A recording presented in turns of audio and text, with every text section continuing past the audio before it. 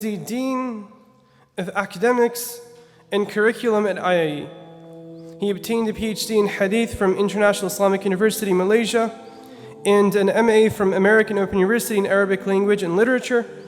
Prior to obtaining degrees in postgraduate programs, he earned the Fadila and Ijaza for Iftā from Darul Uloom Deoband, where he studied from the beginning till the end.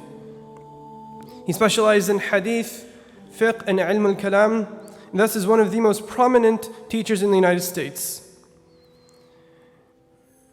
Brother Daniel Haqiqtajou is the founder of Muslim Skeptic. He comes from a liberal and secular Muslim background.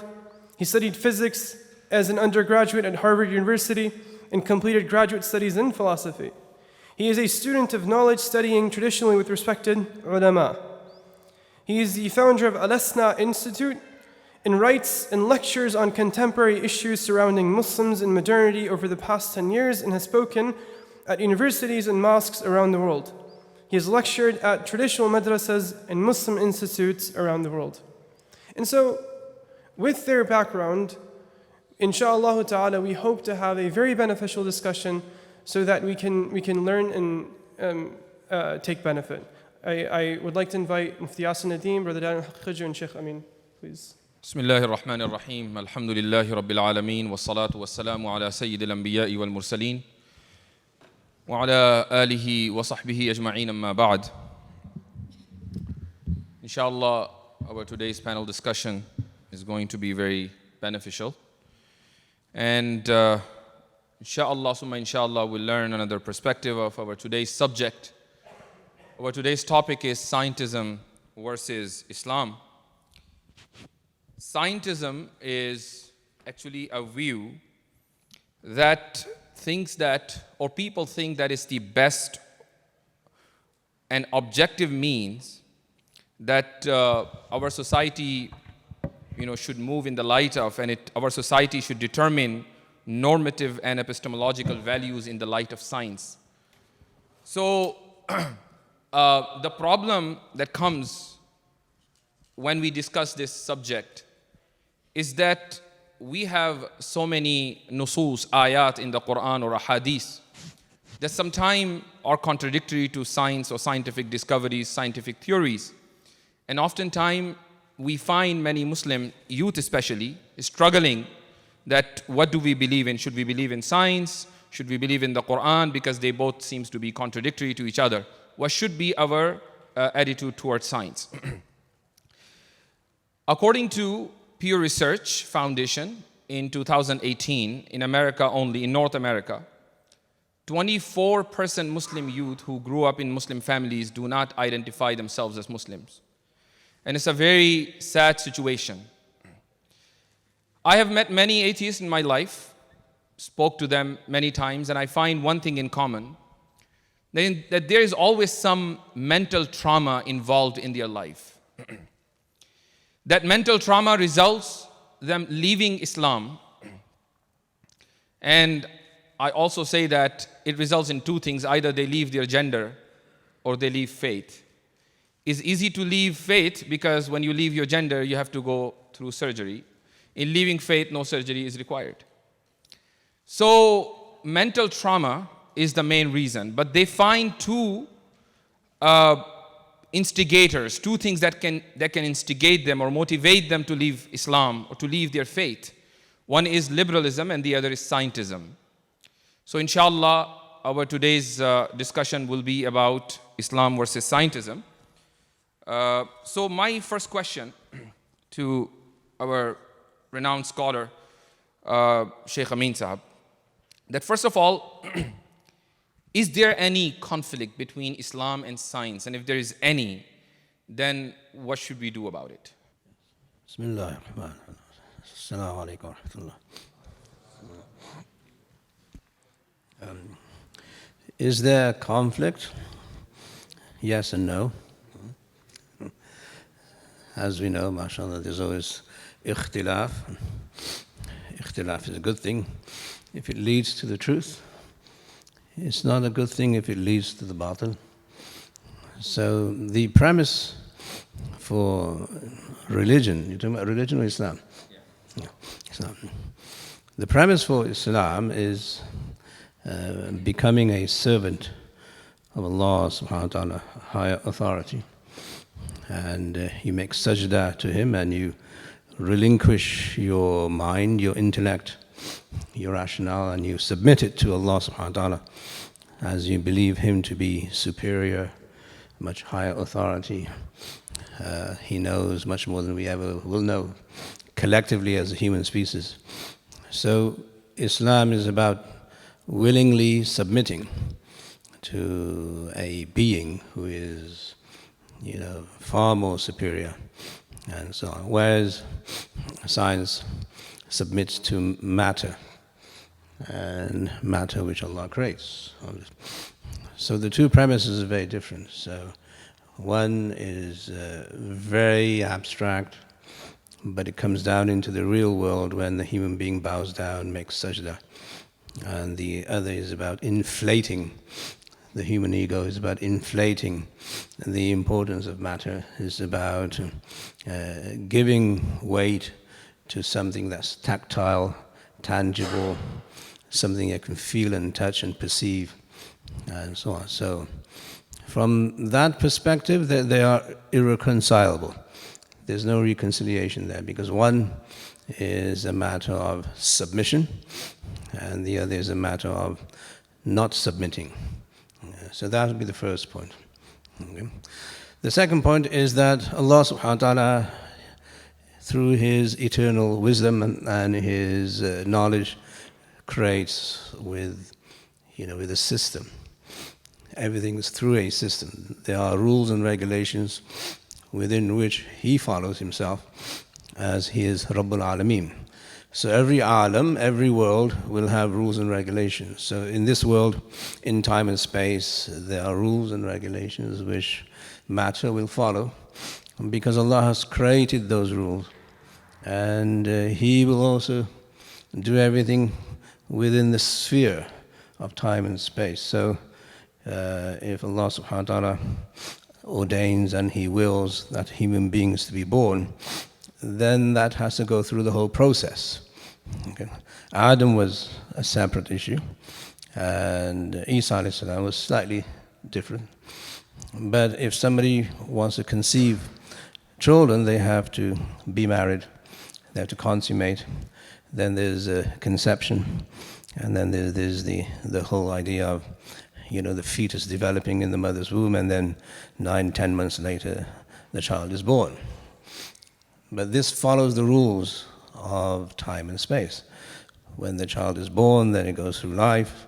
At the age of 40, then it becomes mature, and eventually the person dies. Okay. Allah subhanahu wa ta'ala doesn't create in this world simply by turning on a switch. So what the confusion is that if this world is so perfectly organized with rules and regulations, is there someone else behind the switch, behind the system, who has a switch? So scientism will say no. Anything that is not perceivable by the human mind, and something that the mind cannot touch and feel, will not be existent. And that's a fundamental mistake.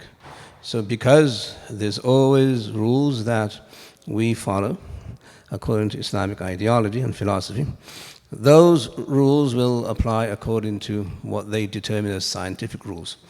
Okay, so water will boil 100 degrees. Now you can test that. You can test this objectively. And water boils at 100 degrees everywhere on this planet.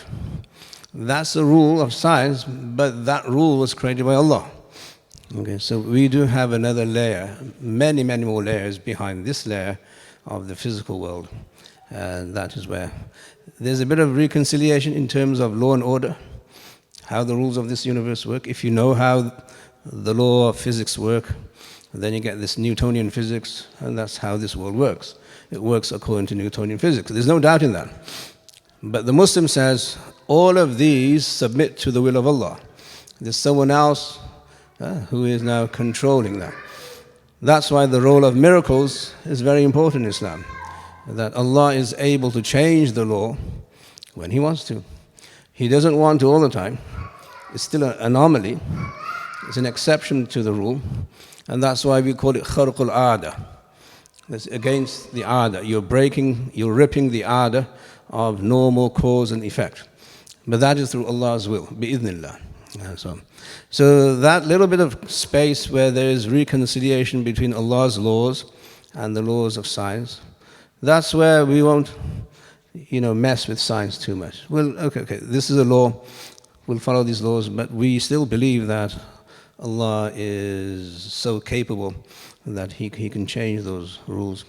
And the other thing is that we have different marahil, phases of human existence, which we believe in. So there's a phase in the grave, there's a phase in the mahshar, the day of judgment, and there's a phase in Jannah, inshallah. So that's where we won't be able to reconcile Islam with scientism. Okay, so what I understood from this discussion, that there is a possibility of conflict between science and Islam, but reconciliation is possible or it's not possible, if you can make it clear. It's possible in that small window. Okay, all right. Where you're talking about this world. You mean in Earth. Yeah. Outside of that, there's no reconciliation. Brother Daniel, I would like you to join the discussion. If you can please define scientism first and respond to the same question, is there any conflict between science and Islam? And if there is any, in your knowledge, then how do we deal about it? Bismillah, alhamdulillah, salatu wa salam ala rasulillah. So we have to first distinguish science from scientism, I think. So, or actually science versus the laws of nature versus scientism, because I think we all know and agree that there are certain laws or aada or sunnah of Allah that exists in the universe and the makhluk that Allah has created. But is that synonymous with science? Does science perfectly represent what Allah has created and the aada that He has created? And the answer to that is no. Science is a man-made endeavor. It is something that is a human construction through the efforts of different people throughout history. And many of the scientific theories that have come in history have proven to be completely incorrect. Over time, they were disproven and they were replaced with different theories. And this has been described by non-Muslim academics as scientific revolutions. And the term revolution is interesting because the kind of impression that we are often given in the modern world is that science is a constructive exercise, that as humanity progresses, they become more intelligent, more rational, they understand the world on a deeper level. But this kind of impression of the superiority of the scientific mind has been actually refuted by Western academics themselves. So you might be familiar with the philosopher of science named Thomas Kuhn. And he was a professor at Harvard, he also was at MIT. And he has this book called The Structure of Scientific Revolutions. And he describes how this impression of science as this progressive advancement of human knowledge and intellect, this is actually not historical fact. When we look at certain theories, like for example, Galileo had certain theories of dynamics, the motion of the celestial bodies. And then you had people like René Descartes, the French natural philosopher, and his theory of vortices. And then you have Isaac Newton coming with his laws of gravitation and his 3 laws of motion. And then you have the Einsteinian revolution of special and general relativity. And then you have quantum mechanics. These are coming historically, one after another, and they're replacing each other, but they're not actually building on top of each other. They're completely new theories and ideas. And this is something that destroys the idea of progressive knowledge. And I think this is important for Muslims to recognize so that we don't fall into the delusion of putting science on a certain epistemic pedestal. Like this is the gold standard of all knowledge. Because if the Muslim does that, then subconsciously or consciously, he might start belittling the status of wahi, for example, the revelation, or the Islamic tradition, or hadith, or any of the ulum of Islam, they take a secondary status to science as the gold standard. So I think that we have to make that distinction, that science is not necessarily representative of what is truth, what is haqq, what is the reality that Allah has created. That's number one. Number two, just to make it You mean quick, to say it is not certain? it's dhanni. It's zanni, right? Dhanni, speculative. And highly speculative, because we can talk about, different things. Like if you tell me that, well, we have a certain theory about the temperature that things boil, or metals, they have certain melting point or whatever. Okay, this is something you can access very clearly through your senses. But there are very speculative aspects like high energy particle physics or cosmology or quantum mechanics. These are much more speculative. So not everything in science is on the same level of, when you talk about dhann, or what is dhanni, what is qat'i, much of it, high percentage, is actually from dhann, speculation. Is there any difference between a scientific fact and scientific theory? I think that there is. There's a big difference. Looks like that the scientists stop using the word law or fact for any of their theories. They just use the word theory, and they think that, for example, Darwinian Evolution, they say that it's theory, but actually it is a fact. So looks like the terminologies have changed now. And many times we see Muslims saying that, oh, it's just a theory. But when you ask a scientist, he says, well, a theory is a fact in the scientific terminology. Well, there's a lot of propaganda when it comes to science, because we have to recognize the power that is at play. There's a lot of power games where academia wants to present itself as the bearers of true knowledge, because knowledge is giving you power. So if you control the avenues of knowledge, then that grants you a lot of power. So they want to say that science or evolutionary theory, it's unimpeachable, unquestionable, indubitable. But I mean, there's several interesting books. Actually, there's one interesting book called What Darwin Got Wrong. And this is... I'll come back to that. I have a question for Shaykh Amin. Speaking of Darwinian evolution, our students in schools or medical science, they have to study biology, and they have to deal with Darwinian evolution, this question that we should believe in creation or we should believe in evolution. So creation versus evolution. I know that many Muslim scholars in the past and many in our time, they try to reconcile between the Islamic or the creation and the Darwinian evolution. So do you agree with that sort of reconciliation, or do you think that, how far can we go with this Darwinian evolution? If you define Darwinian evolution as the possibility of a species mutating into another species, then scientists usually reject that theory anyway. That's not necessarily the correct view. It's still kind of very unsettling even to scientists that they don't actually believe that a species can mutate to the degree where it becomes another species. Okay, so they need, that's what they mean by the missing link. They haven't found the missing link yet. Okay, I have some ideas who the missing link is, but I'll leave that for sarcasm. Okay. But I'm saying they don't agree with that idea in the first place. Evolution within one realm of existence, that is possible. There's no harm in believing that there can be biological evolution in this world, within this time and space, within this alam. Okay? But so you mean to say to have a common ancestry is possible? That's meaning that species can have that. It is possible as a theory. Now, the point is, do we need to believe in this for our najat, for our salvation? We say, no, we don't need to believe this. So do we need to refute it if it comes to our table and desk in our studies? Yes. We need to sit down and say that this is not our position, because we believe, as I said, Allah creates through means, suburb, this cause, effect, and so on. So that plants may change, right? And a species within its own species may change and adapt to environment. We see it all the time. Everything adapts to the environment, to the pollution, to the climate, to everything else that human beings do. Okay? So that kind of change, which is minimal change, if you define that as evolution, then yes, evolution means that one species evolves into something that is better.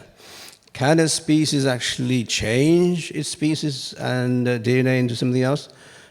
They haven't accepted that. I mean, this concept that we were once upon a time A. Francis, and after that Homo habilis, and then Homo erectus, and then Homo sapiens, and things like that. So, I mean, and they have fossil records, and they force our students to believe in this, and they think that the Quranic concept or Quranic fact of creation, that Adam alayhi salatu wasalam and Hawa radiyallahu anha, they both were created, and then they came down to this earth from Jannah, and that's how the their offspring started. So they find huge contradiction between what they learn in schools and colleges and between what we learn in the Quran. So do we just simply say that, yeah, that what you're learning in school is a lie, is a scam? Or we say, yeah, there is a possibility of reconciliation? Well, we do say the first thing, it is a lie. But we want to challenge the evidence. Mm-hmm. So we need to be a bit more inquisitive, a bit more in your face, and say, tell me, show me how this evidence proves what you're saying. And when there's really it's a very flimsy evidence. The carbon dating is not really an exact science. Things could have changed over time. Time changes, there's no doubt in that. As you know, the Prophet ﷺ said that time has come. In the zamana qad istadara, time has now come through a full circle. So that shows that time is changing. Okay, so when time changes, then fossil dating is not an accurate method to measure the time. So we will challenge the evidence. So let's go where they start. They start because it's evidentiary and it's empiricism. Let's see where the facts line up. And they won't line up. So we need to be much more aggressive in challenging the evidence, not necessarily the theory. Anybody can come up with a theory and say what they want. But do you have evidence? Yeah, that's where we need to start training our students to think about evidence. As we know in Aqaid, we have asbab al-ilm, as you know, the means of knowing. So that's such a foresighted statement by Allāma Nasafi, rahimahullah. The asbab al-ilm thalatha is the basis of our deen, that there are three means by which we acquire knowledge. And we have to then determine where the five senses, they can be deceptive. The aql can be very deceptive. And wahi, we have to ascertain. So we have checks and balances on hadith all the time, whether it's sahih or there's saqim and so on. So we must challenge the evidence. Yeah, that's where we need to start. So Daniel, I think pretty much everybody knows about your opinion regarding Darwinian evolution, but do you think is there any difference between microevolution and macroevolution, and is there any chance that one of them can be according to the Quran, or at least is not against the Quran or against the Sunnah? Is there any possibility that we can accept at least microevolution? Yeah, so what do we mean by microevolution? Microevolution, just as Shaykh mentioned, that it's small adaptations within a species. This is something that the knowledge of it far predates Darwin. This is just known since the beginning of agriculture, because when it comes to flora, plants, or animals, domesticated plants, you can breed them for certain kinds of characteristics and qualities. So if you want a cow with more milk, or you want corn that has more grains of corn or more corn on it, then you can selectively, the farmer or the rancher will select the best corn and will breed it, the best cows, and breed them so that the next generation of cow will have more milk, will have more food, be more productive. So this has been happening for thousands of years, and it's actually this Charles Darwin in the 19th century, he observed this and he used it as an analogy to say that, well, we don't have to have a farmer select. Nature can select. This is what natural selection is. Now, whether this idea that nature can select as opposed to a farmer, this is nonsense actually, and there's philosophical refutations of this idea because, and this is the book that I was going to mention, What Darwin Got Wrong. It's written by an atheist. His name is Jerry Fodor, philosopher. He was a very prominent philosopher. He said that this analogy, like Darwin is doing a kind of qiyas here, but his qiyas is mistaken. And you cannot take this artificial case of a farmer who is artificially breeding animals based on what he desires, more milk or more food or whatever. You cannot analogize that to nature doing this. In fact, this is a false analogy. So this book was very controversial. And actually, what was interesting is that the author, he's an atheist. He said, I have no dog in the fight of religion versus atheism. But I am so shocked at the number of atheists and scientists and academics telling me not to write this book. They say, we can't find a problem with your argument, but we don't want you to write this because you're giving all this ammunition to... This is our last hope. Yeah, exactly. So when it comes to microevolution, this is known. This is something that's ma'ruf. But when it comes to the macroevolution, that new species can come from previous species, then this is not something that is established or proven, despite the claims that it is. But in fact, it is not. All that is proven is microevolution in the laboratory, which is something that is known. So it's not a big discovery that, okay, if you put fruit flies and after many generations, or E. coli, after thousands of generations, they'll develop some new phenotypes or new traits. That's something that's known, but the evolutionists will say, this is proof of evolution. But no, you've only proven something that was already known, microevolution. You're not showing how you can develop an entire new species. So this is a kind of sleight of hand or a kind of trick that they use. What makes the situation worse that a lot of scholars agree, majority of the scholars agree that Darwinian evolution, we cannot reconcile it with the Quran, with the nusus, and I always call it Darwinian scam. So it is a big scam, and it's happening in all schools and colleges, universities around the world, including our Islamic schools. So do we have any alternative? I mean, we teach our students biology, biochemistry, and things like that. They learn the same garbage they learn in high school or public schools. So what can we do to teach them the right things in our Islamic schools? You mean other than teach them the nusus? I mean, obviously, when we teach them nusus, so they're in the alim course or they're in Islamic studies program. But when we teach them books in biology or science, they're learning the same stuff. I mean, do we have Muslims who are writing books from the Islamic perspective? Because the teacher is compelled to teach what's written in the book. Unless if the teacher himself is a scholar, then he can give counter narrative, counter evidence. That's a different case. But usually, the teachers they already believe in evolution in most cases. Yeah, I think we need to look very carefully at what the Quran says about natural phenomena and see how we can infuse Tawheed into our discussions. At the macro level, the kuffar of Arabia actually believe that there is a macro God, right? وَلَئِنْ سَأَلْتَهُمْ مَنْ خَلَقَ السَّمَاوَاتِ وَالْأَرْضِ لَيَقُولُنَّ اللَّهُ. So at the macro level, they believe that God does exist and there is a higher God and so on.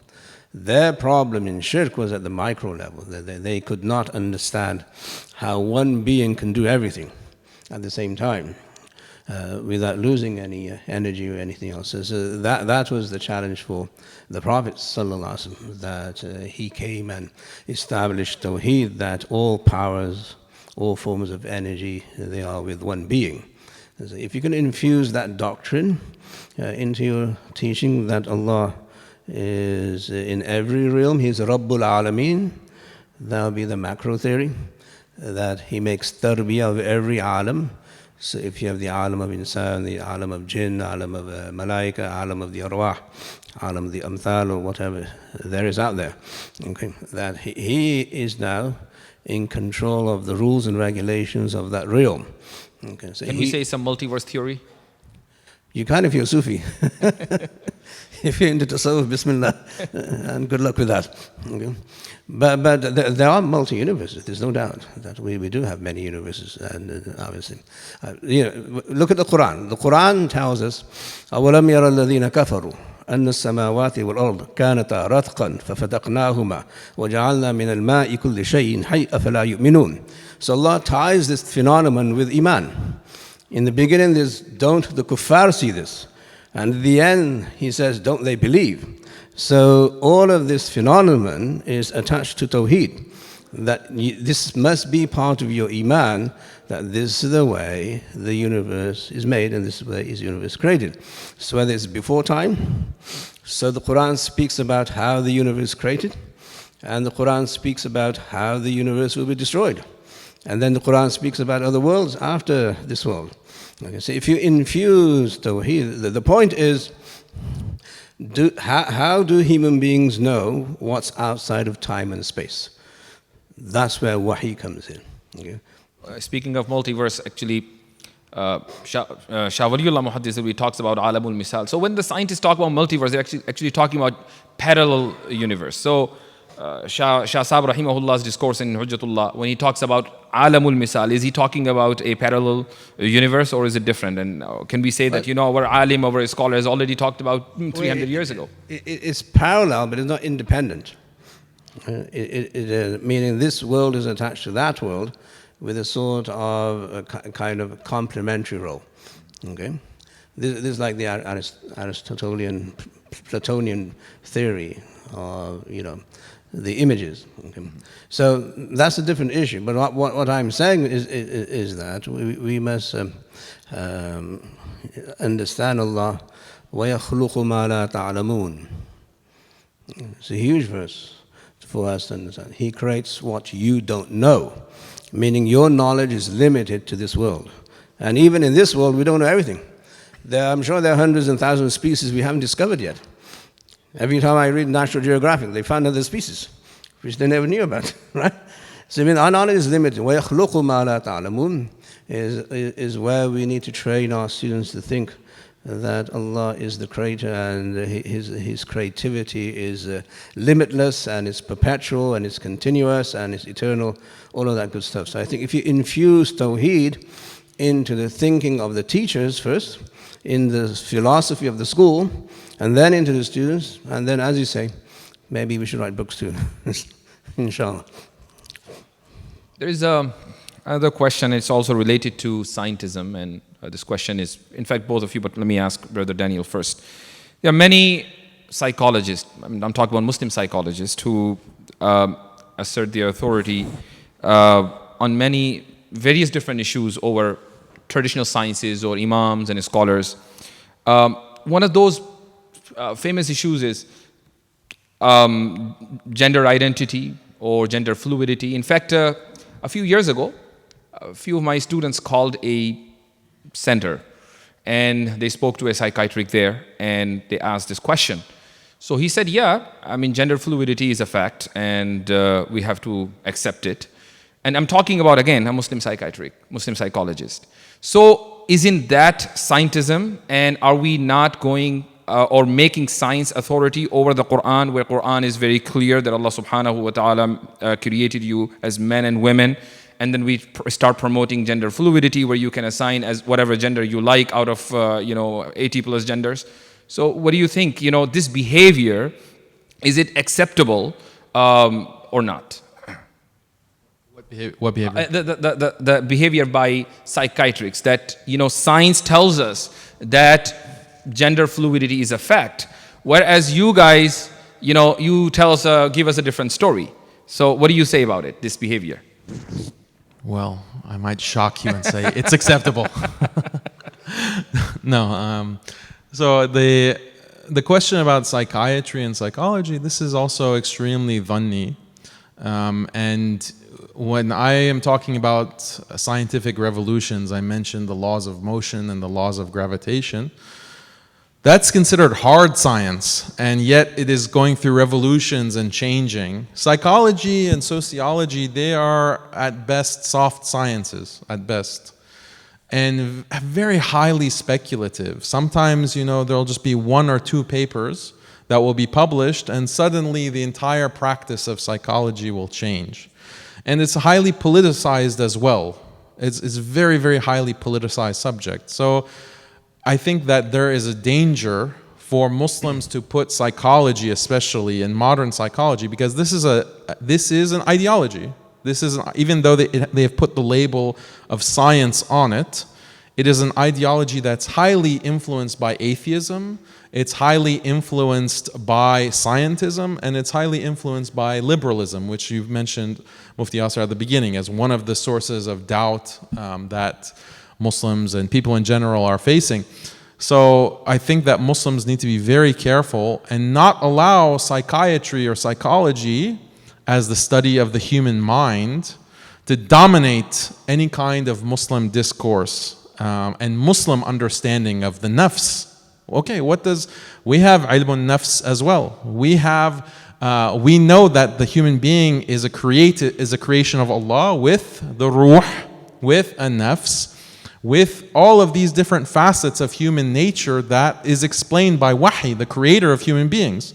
So who better is going to know the nature of humanity, the psyche, the mind, the heart of the human being, other than the creator of that mind and heart, as opposed to atheists who speculate on, some of their beliefs, gender fluidity is just the most recent, but throughout the history of psychology, people have heard of Freud, right? The founder of the Austrian founder of psychotherapy and psychoanalysis, and his understanding of religion is that religion is a kind of deviance. Religion is kind of a psychopathy, and human beings are, for example, naturally incestuous.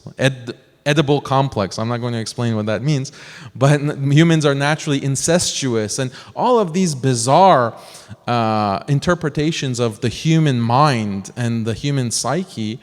And when you see this is at the source with Sigmund Freud, then look at the branches. This is the roots. Look at the branches of what is produced. It's no wonder we have these theories of gender fluidity, sexual orientation, and all of these things that very acutely attack Islam, not only conflict with Islam, attack Islam to such an extent that practicing Muslims can be in a position of being a licensed therapist. You cannot be licensed, actually, because if you're a licensed therapist, if someone comes to you and says, I have, these desires for the same sex, the therapist is required to tell you, okay, well, let's see how we can help you with that. Not to get rid of those desires. Even if the patient says, I want to get rid of these desires, the therapist, in order to keep the license, cannot discourage that or say this is wrong or this is a problem. So how can we reconcile that with Islam? There's really difficulty in that. Yeah, so we understand that any psychiatric who would go against this will lose his license. But what's wrong with the Aimma and the scholars? How come they're not speaking on these issues? I find very few scholars who would actually talk about transgenderism and gender fluidity. Some scholars, in fact, started justifying this problem. But what's stopping us? What's stopping the ulama fraternity to speak up on this issue? We're not licensed. Still we have fear.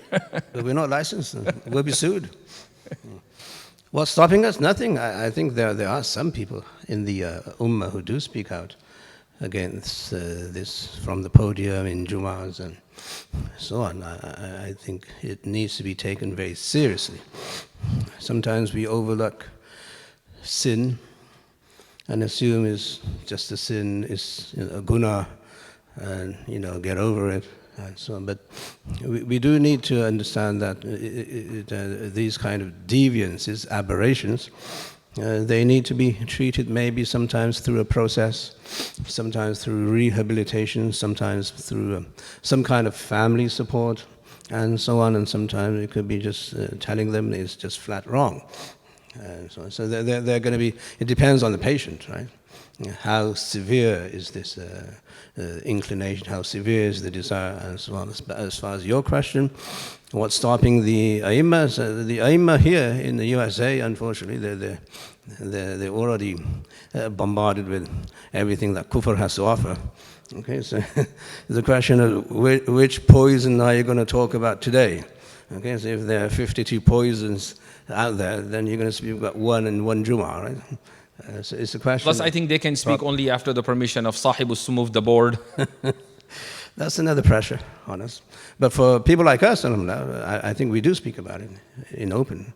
So there are some who do speak out. Okay, so maybe there should be a committee of ulama who just focus on these aberrations and so on. But the thing, I think, instead of reacting to this, we should have, as you're suggesting, maybe a systematic curriculum where we can implement that curriculum in Muslim schools, in the masjid, ask people to come and attend these classes, not lectures, classes, organized, structured classes where we take them from the nusus to the usul to the furu and have all of this organized in a very structured way. That'll be one possible solution, inshallah. Okay, this leads us to our last question, and I think it's very important for myself as well as, inshallah, the audience. We see on social media, especially from the time when Dr. Zakir Naik was very active, in the Arab world, there was a scholar, his name is Dr. Zaghlul al-Najjar, who has produced many books. It's about the scientific interpretation of the Quran. So as soon as an ayah comes and suppose it indicates to a scientific phenomenon or scientific theory, they say, look, Quran has told us about this scientific theory 1400 years ago. And for instance, when it comes to the Big Bang Theory, they say, there's ayah Surah Anbiya that you mentioned, كَانَتَا رَتْقًا فَفَتَقْنَاهُمَا, or the Quran talked about the Big Bang 1400 years ago. When it comes to iron coming from the space, they say, وَأَنزَلْنَا الْحَدِيدَ فِيهِ بَأْسٌ شَدِيدٌ. Quran has already talked about it. Or when it comes to expansion of the universe, they say, وَإِنَّا لَمُوسِعُونَ is in the Quran. So how far can we go? Do you think that scientific interpretation, and as we just learned, that scientific theories tend to change. So today we have one theory that is accepted by all. Tomorrow, after 100 years, 200 years, who knows, it might change. So how far can we go with this scientific interpretation? Should we just reject it completely, or should we accommodate it to an extent? Yes, to you, inshallah. First. Yeah, I think that's kind of a young boy finding candy and saying, I'm the king of the world, basically. I mean, it's kind of ridiculous. The Quran basically is a book of guidance, hada huda. So any scientific fact which may be there is part of the overall hidayah that the Quran wants you to appreciate and understand that Allah is the one who's doing this. Now, if the facts of creation are aligned with what Allah subhanahu wa ta'ala is saying, then so be it. But there will be many theories that may change. So what happens when this theory of the Big Bang changes in 10 years? What are you going to do? Okay. So you're kind of stuck in no man's land. So Qari Tayyib Sahib rahimahullah used to say that the Quran is not a book of science, it's a book of guidance, it's a book of hidayat, and so on. Can it help some people believe the Quran is a book of Allah? Yeah, sure. Everything's possible. Allah can guide you through one ayah, which is good. But Muslims must get away from sensationalizing the Quran by saying, see, there's so much science in the Quran. As people say, there's so much history in the Quran, and so on. So the Quran is not a book of history, it's not a book of science, it's not a book of scientific facts. Its basic purpose is hidayah. And I'll give you an example. Okay? The example of the fetus developing in the mother's womb. The Quran is so precise, so accurate that our gynecologists, Muslim gynecologists, they're head over heels and they bend over backwards to say this is a miracle, because nobody can actually see this happening without the instruments that we have today. Dr. Keith Moore accepted Islam on this. MashaAllah, that's wonderful. Allah give you more tawfiq, inshallah. So that's fine. But what I'm saying, that the Sahaba, when they looked at the whole ayah, They looked at what's before and they looked at what's after, because that's how you do tafsir. In the tafsir, you do the ayah before, you do the ayah afterwards, and you look at the whole theme of the surah and you see, okay, why is this ayah inserted here? Which is our methodology. So in this surah, Allah talks about the phases of life. Allah subhanahu wa ta'ala in this ayah talks about the barzakh. وَمِن وَرَائِهِمْ بَرْزَخٌ إِلَىٰ يَوْمِ. He talks about the day of judgment. أَفَحَسِبْتُمْ أَنَّمَا خَلَقْنَاكُمْ عَبَثًا وَأَنَّكُمْ إِلَيْنَا لَا تُرْجَعُونَ. He's talking about all the phases of human life. And he starts the surah with قَدْ أَفْلَحَ الْمُؤْمِنُونَ. That success is for those who have iman. Their iman is developed by the following sifat, by the following actions and attributes. الَّذِينَ هُمْ بِالصَّلَاةِ خَاشِعُونَ إِلَى آخِرِهِ. That if you have salat and you have khushu and you take care of your promises and you fulfill your promises and you take care of your private parts and all of that. So these are phases for the human being to develop his ruh or his nafs or his qalb, whatever it is. Then the Quran talks about the phases of development in the uterus and how the fetus develops. And then Allah subhanahu wa ta'ala talks about ثُمَّ أَنشَأْنَاهُ خَلْقًا آخَرَ.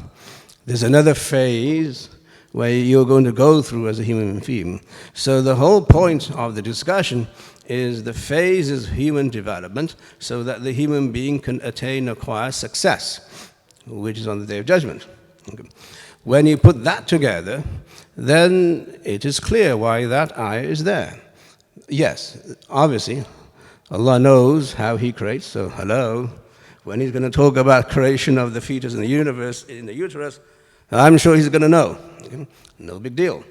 But the Sahaba would look, and that's the point, that these people who say that the Sahaba didn't have science. Well, as the Sahaba didn't have science, they had hidayat. They had guidance, meaning they took out hidayah from those ayat, whereas you don't take any hidayah from the ayah. When an atheist reads that, illa mashallah, he's still an atheist. He doesn't get hidayah.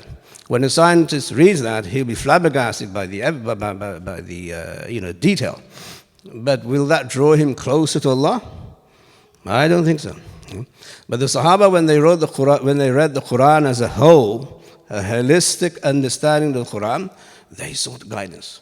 So just as you have phases of development in the uterus, likewise, you have phases of development in your person, in your nafs, by understanding and developing these sifat in you, which are mentioned before the ayah. That's how we see from our Akabir, at least, that the Quran is primarily a book of hidayah. Within that hidayah, since Allah is the creator of everything, He has the prerogative to say things that are actually very true. Speaking of Qari Tayyib Sahib rahimahullah, he said in his khutbat that science Islam ki khadim hai. So it serves Islam. So there is no conflict between them. Yeah. If there is any, we will sideline the science and we go with the qat'i of the Quran. We'll blame the khadim. Last question for you, Brother Daniel. Oh, can I address that question too? Sorry? Can I address the same question? Sure. Go ahead.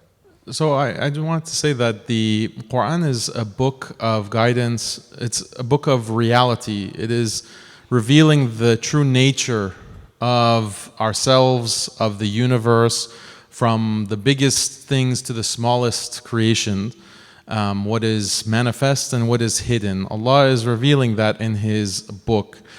And so, of course, it's going to have a lot of details that are just beyond human intellect and things that human beings, not only in the time of the Prophet ﷺ or before, that they didn't know about, but even things that today, just no conception about the natural world, about the universe. And these are found in the Quran. But I think that it's a mistake, as the Shaykh mentioned, that if we take things that are mentioned in the Quran and we attach them to science, because as I said in the beginning, science is man-made. So this whole idea that we want to justify the Quran because it has a connection to something man-made, this is a very dangerous game. First of all, because science is inevitably going to change the scientific consensus because it's man-made and man is fickle and changes his mind, but also because it prioritizes science as this kind of arbiter of all truth, that science is the judge. If something agrees with science, then we accept it. If it doesn't agree with science, Just like, we reject we it. accept the Mu'jiza of Mi'raj only when you apply the time travel theory, something like that. Yeah, or something bizarre, like the only way that we can accept this is if there's some kind of scientific paper that has, described something possibly analogous. So this is just a bad epistemology. That has to be written by a white guy too, don't forget that. Yeah, inshallah. So. Jazakumullah khairan. So we have 15 minutes before Salah. So today's